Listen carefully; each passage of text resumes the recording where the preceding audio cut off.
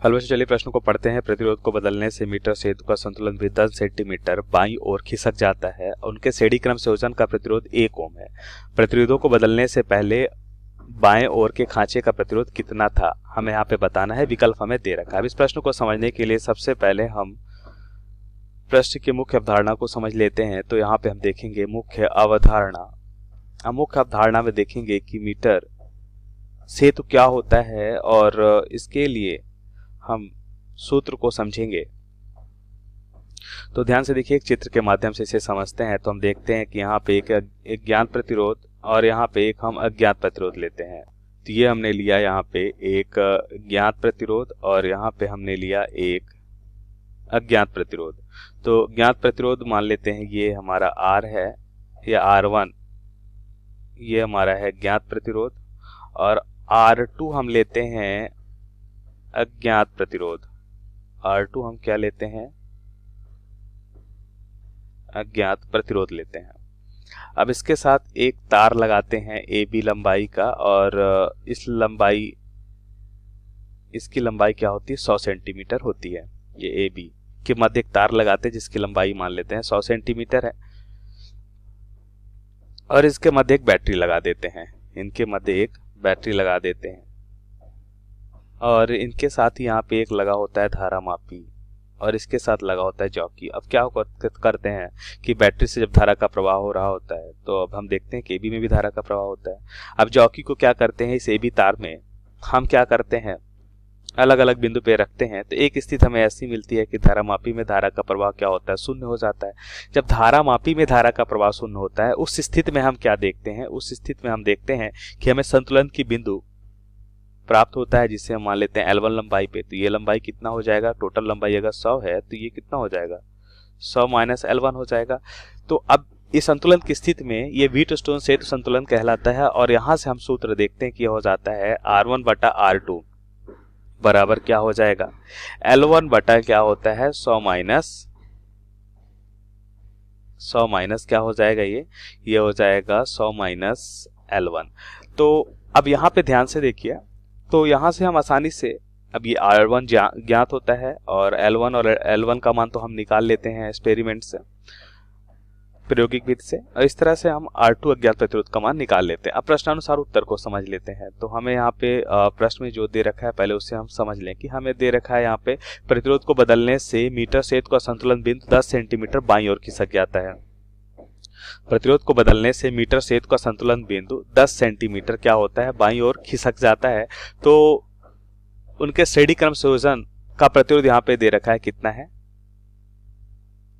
तो संयोजन हमें दे रखा है 1 किलो ओम। तो यहाँ पे ध्यान से देखिए, प्रश्न में लिख लेते हैं। मान लेते हैं प्रतिरोध R1 और R2 है, इनका श्रेणी क्रम संयोजन क्या हो जाएगा? श्रेणी क्रम संयोजन हो जाएगा माना प्रतिरोध, ऐसा लिख लेते हैं, माना प्रतिरोध R1 और R2 है माना प्रतिरोध क्या है? R1 व R2 है।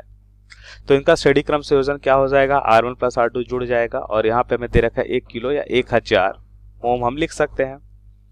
अब चित्र को इससे पहले बना लें, और यहाँ पे हम लिखते हैं कि ये हमारा R1 हो गया और ये R2 हो गया, तार हो गया प्रतिरोध। यहाँ पे हम देखते हैं AB एक तार हो जाएगा, और पहली स्थिति जब ये संतुलन की स्थिति में होता है तो यहाँ पे हम देखते हैं इसकी लंबाई क्या है? L1। तो इसकी लंबाई क्या हो जाएगी? इसकी लंबाई हो जाएगी 100 माइनस L1। तो यहाँ पे ध्यान से देखिए, तो यहाँ पे हम लिख सकते हैं कि इसका मान क्या हो जाएगा? ये हो जाएगा हमारा R1, ये हो जाएगा R2, और यहाँ से हम लिखेंगे ये हो जाएगा हमारा R1 बटा R2 बराबर क्या हो जाएगा? ये L1 बटा 100 माइनस L1। ये पहली स्थिति में, इसे हम मान लेते हैं समीकरण 1। दूसरी स्थिति में देखते हैं। दूसरी स्थिति में हम क्या लिखेंगे? दूसरी स्थिति में देखिए, हमने यहाँ पे क्या किया है, हमें दे रखा है कि बदलते हैं, प्रतिरोधों को बदलते हैं, मतलब R1 के स्थान पे R2 और R2 के स्थान पे R1 लगा देते हैं, तो किधर बाईं ओर खिसक जाता है, मतलब बाईं ओर का मतलब किधर खिसक जाता है, इधर की ओर। कितना बाईं ओर खिसक रहा है, यहाँ पे दे रखा है 10 सेंटीमीटर बाईं ओर खिसक जाता है। तो 10 सेंटीमीटर बाईं ओर खिसक जाता है, तो ये हो जाएगा R2 बटा R1 बराबर क्या हो जाएगा, R2 बटा R1 बराबर हो जाएगा L1 minus 20 L1 minus 10 centimetre बाईं ओर खिसक जाता है, तो नई लंबाई की क्या हो, इधर बची हुई लंबाई क्या हो जाएगी, L1 minus 10, 100 minus L1 minus 10 हो जाएगी। अब इनको हमने यहाँ पे क्या किया, R1 के स्थान पे R2, R2 के स्थान पे R1 हमने कर लिया, तो हमें ये स्थिति मिलेगी। अब इसे मान लेते हैं समीकरण 2। तो यहाँ से हम क्या निकालते हैं, सबसे पहले यहाँ पे हम निकालते हैं L1 का मान। तो क्या हो जाएगा, देखिए इसको हम करते हैं गुणा कर लेते हैं 1 और 2 का, 1 और 2 का यहाँ पे हम कर लेते हैं गुणा। तो समीकरण 1 व 2 का गुणा करने पर हमें क्या मिलेगा, ध्यान से देखिए। यहाँ पे R1 बटा R2, R2 बटा R1 गुणा करेंगे तो कैंसिल हो जाएगा, R1 R2 एक दूसरे कैंसिल करेंगे और यहाँ पे हो जाएगा 1 बराबर, इधर क्या हो जाएगा L1 बटा 100 माइनस L1, और इधर क्या हो जाएगा L1 माइनस 10 बटा क्या हो जाएगा 100 माइनस, अब यहाँ पे देखिए 100 माइनस L1 माइनस माइनस ये प्लस हो जाएगा, कितना हो जाएगा, प्लस हो जाएगा, तो कितना हो जाएगा ये मान 110 माइनस L1 हो जाएगा, कितना हो जाएगा ये 110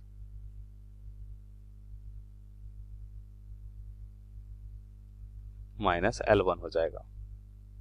अब यहां से हम इसे तिर्यक गुणा करते हैं तो कितना हो जाएगा 100 माइनस L1 और 110 माइनस L1 बराबर क्या हो जाएगा L1 का स्क्वायर माइनस का 10 L1 हो जाएगा। अब यहाँ पे देखिए ये हो जाएगा 110 और 100 से गुणा कर दिया हमने।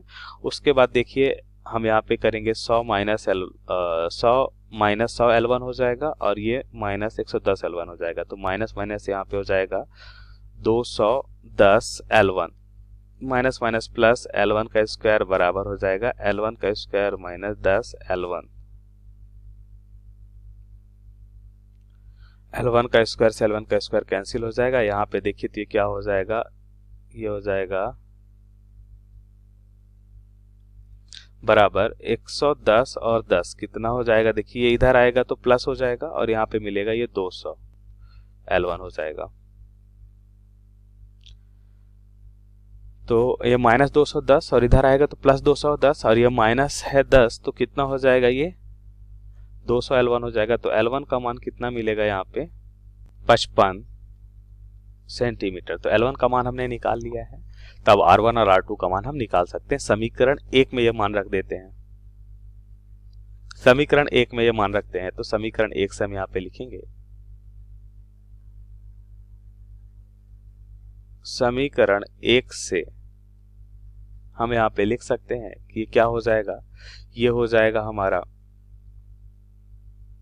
R1 बटा R2 बराबर ये हो जाएगा 55 और 100 माइनस 55 मतलब कितना हो जाएगा 45, तो 5 से कैंसिल करेंगे तो 11 और 5 45, तो ये हो जाएगा 9 R1 बटा 11 R2,